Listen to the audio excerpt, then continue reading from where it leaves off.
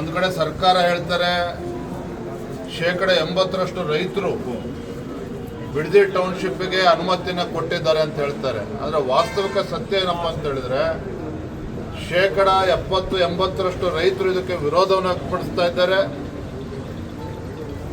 ಕೃಷಿ ಚಟುವಟಿಕೆಗಳಿಗೆ ಪೂರಕವಾಗಿರ್ತಕ್ಕಂಥ ಫಲವತ್ತಾಗಿರ್ತಕ್ಕಂಥ ಜಮೀನನ್ನು ಕಸ್ಕೊಳ್ಳೋಕೆ ಹೊರಟಿದ್ದಾರೆ.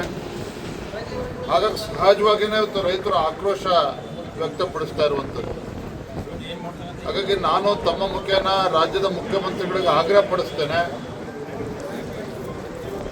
ಈ ರೀತಿ ದಬ್ಬಾಳಿಕೆ ಮಾಡೋದನ್ನ ಬಿಟ್ಟು ರೈತರ ಜೊತೆ ಸಮಾಲೋಚನೆ ಮಾಡಬೇಕು.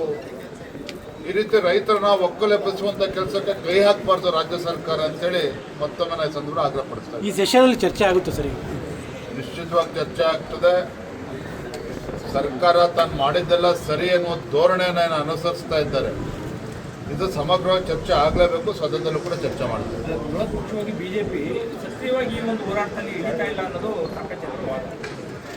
ಆ ಥರ ಏನಿಲ್ಲ. ನಾವು ಕೂಡ ಅದಕ್ಕೆ ಭೇಟಿಯನ್ನು ಕೊಟ್ಟಿದ್ದೇವೆ. ಒಂದು ಕಡೆ SIR ಕೂಡ ನಡೀತಾ ಇದೆ. ಇದ್ರ ಮುಂದೆ ಗೃಹಲಕ್ಷ್ಮಿ ಅದನ್ನು ಕೂಡ ನಾವು ಹೋರಾಟವನ್ನು ತೆಗೆದುಕೊಳ್ಬೇಕು. ಬಿಡದಿಲಿರ್ತಕ್ಕಂಥ ರೈತರು ಎಲ್ಲೇ ಇದ್ರೂ ಕೂಡ ರೈತರ ಪರವಾಗಿ ಧ್ವನಿ ಎತ್ತಬೇಕಾಗಿರ್ತಕ್ಕಂಥ ನಮ್ಮ ಕರ್ತವ್ಯ ಕೂಡ ಇದೆ. ಅದನ್ನು ಮಾಡ್ತಾ ಇದ್ದೇವೆ.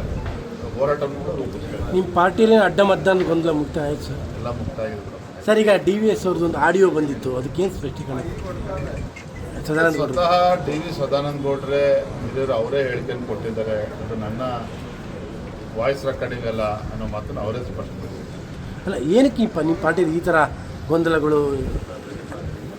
ಧ್ವನಿ ಅವ್ರದೇ ಇಲ್ಲ ಅಂತ ಹೇಳಿದ್ರೆ ಅದ್ರ ಬಗ್ಗೆ ಅಲ್ಲ, ಅದ್ರ ಜೊತೆಗೆ ಪರಸ್ಪರವಾದಂಥ ವಾಗ್ದಾಳಿಗಳು ಕೂಡ ಇದ್ದಾವೆ. ನೀವೀಗ ವಿಶ್ವನಾಥ್ ಅವರು, ಸದಾನಂದ ಗೌಡರು ಎಲ್ಲರೂ ಕೂಡ ವಾಗ್ದಾಳಿ. ವಿಶ್ವನಾಥ್ ಅವ್ರ ಹತ್ರ ಮೊನ್ನೆನೂ ಕೂಡ ಮಾತನಾಡಾಗಿದೆ. ಇರುತ್ತೇವಲ್ಲೋ ಕ್ರೈಸಿಸ್ಗಳು ಇರುತ್ತೆ. ಇದ್ರ ಮಧ್ಯೆನೂ ಕೂಡ ಸಂಘಟನೆ ಕಾರ್ಯಕರ್ತರ ಧೈರ್ಯ ಕೆಲಸನ ಮಾಡಲೇಬೇಕಾಗ್ತದೆ.